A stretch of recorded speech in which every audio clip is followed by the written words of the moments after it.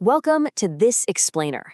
Today, we're diving straight into an absolute heavyweight clash. Century-old financial laws smashing headfirst into the unstoppable, autonomous code of decentralized finance. Seriously, if you've ever swapped a token or just kind of wondered how on earth regulators plan to control machines that literally run themselves, you're going to want to stick around for this. To really set the stage here, think about the very foundation of all traditional financial regulation. It basically boils down to one simple, unwritten rule. There has to be someone to sue, right? Banks have CEOs, stock exchanges have boards of directors, lenders have licenses. When things go south in traditional finance, regulators know exactly whose door to kick down, whose bank accounts to freeze, and whose charter to revoke. The whole system holds together because it relies entirely on human accountability. Well, DeFi completely broke that rule.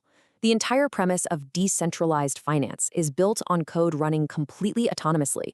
No human CEO in charge, no physical office. You look at protocols like Uniswap or Aave, there isn't a company executing the trades, there's no banking license. It's literally just a smart contract holding billions of dollars, humming along 24/7 that cannot be shut down. You've got code instead of a CEO and a DAO instead of a board. So here's our roadmap for today. We're going to cover the core legal collision, unregistered exchanges and securities, what happens when code becomes a crime, how regulators view unlicensed banks, and finally, the two futures we're hurtling towards, RegFi or DarkFi. All right, Section 1, the core legal collision. The law desperately needs humans, but DeFi removed them. The disconnect here is just massive. Traditional laws were written specifically for centralized entities, with an actual human at the helm. But DeFi builders, they claim they've completely cut out the middleman. They say, hey, it's just a user interacting directly with a neutral protocol. The problem is, the law literally does not know what to do with a machine that runs itself. So, what do regulators do? They try to find a person anyway. Because at the end of the day, when something goes wrong in DeFi, regulators are forced to ask one question. Who exactly is the intermediary we can hold responsible here? If a protocol gets hacked, or a smart contract facilitates an illegal trade, the government absolutely refuses to accept nobody as an answer. Since they can't serve a subpoena to a piece of code, the government goes after four main targets. They look at the devs who actually wrote the code or hold the upgrade keys. They scrutinize the DAOs controlling the multi-sig treasuries. They target the front ends running the websites. And pretty remarkably, they even go after token holders. In a wild twist back in 2022, a judge actually agreed that token holders who voted in the Ooki DAO were basically acting as a general partnership, which made them personally liable. So yeah, calling yourself decentralized is definitely not a magic legal shield. Moving right along to Section 2, unregistered exchanges and securities. Enter the SEC. Now, you're probably familiar with the Howey test. It's the absolute gold standard from the 1930s. Essentially, if you invest money in a common enterprise and expect a profit based on the efforts of a team, you're dealing with a security. Regulators are taking this exact framework and dropping it right onto modern DAOs. The logic is simple. If it's a security, you need to be registered. End of story. It's really fascinating to watch how the SEC maps these traditional infractions straight onto major DeFi players. Take Uniswap, for example. The law says that if you bring together buyers and sellers of securities, well, you're an exchange.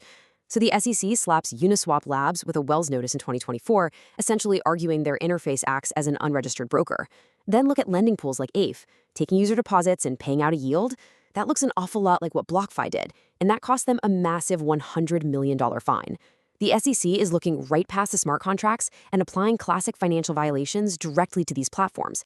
Let's hit Section 3. When code becomes crime. This is all about anti-money laundering and sanctions. And this is where the tension reaches an absolute boiling point. The law mandates that financial entities have to know their customers. They have to follow strict rules, like the travel rule, which requires institutions to collect personal data for any transfer over $1,000. But pure DeFi? It simply has no mechanism to do this. A smart contract isn't going to ask for your passport or your driver's license. It literally just verifies a cryptographic signature and executes the trade. The stakes here peaked in a massive way when North Korea managed to launder a staggering $7 billion through Tornado Cash. Now, Tornado Cash was just a non-custodial, completely immutable crypto mixing contract. It was built for privacy.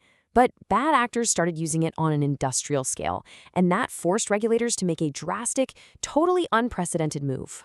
This was a historic moment. For the very first time, the government didn't sanction a person, and they didn't sanction a country. They actually sanctioned a piece of code. In August of 2022, regulators firmly picked compliance over privacy, and the fallout? It was immediate and severe. Developers were arrested, GitHub completely wiped the code repositories, and simply interacting with the protocol became a federal crime for US citizens. Because the code itself couldn't actively block these bad actors, major DeFi front ends were essentially strong-armed into stepping in and actively blocking sanctioned wallets from even accessing their sites. All right, Section 4, regulating unlicensed banks. Let's talk about lending and derivatives, and how regulators handle protocols that are basically trying to rebuild Wall Street from scratch. $1.4 million. That is the settlement the CFTC extracted from DYDX back in 2023 for offering leveraged trading without a license. In the eyes of the law, if you're trading perpetual futures contracts, you need a license, period. This enforcement action was a massive wake-up call, proving that operating on-chain is absolutely not a valid legal defense if U.S. persons can access your platform. You see, protocols often defend themselves by saying they're just like an automated pawn shop.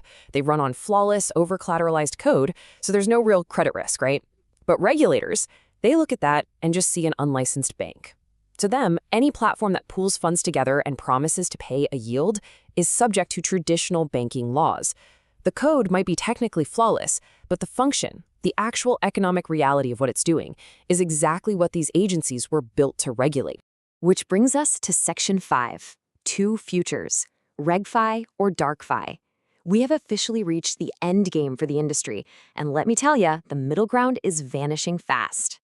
While a lot of folks in the space are holding out hope for regulatory safe harbors, like the EU's highly anticipated MiCA legislation, which actually has a carve-out for fully decentralized protocols, they might be in for a harsh reality check. Because the truth is, if you have a website, if you have a DAO, or if you have a governance token, regulators are almost certainly going to view you as an intermediary. Practically no one is actually going to pass this fully decentralized test. So builders today are basically forced to pick their poison. Do you geo-block users in strict jurisdictions and totally handicap your adoption? Do you force KYC on your front end and kill the whole ethos of permissionless access? Do you try to hide behind a legal wrapper like a DAO LLC, which essentially just gives regulators a giant target to aim at? Or do you take the nuclear option, burn the upgrade keys, become completely immutable, and ensure there is literally no team left to be held liable? The inevitable result of all this immense regulatory pressure is a hard split. We're looking at two drastically different ecosystems. On one side, you've got RegFi, a fully compliant, heavily institutional environment that requires KYC, official licenses, and strict block lists. On the absolute opposite extreme, you have DarkFi, an underground ecosystem for the crypto purists.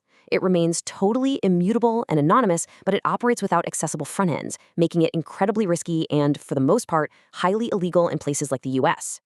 So, as the old rules of traditional finance continue to wage war against this new autonomous code, I want to leave you with one final critical question to chew on.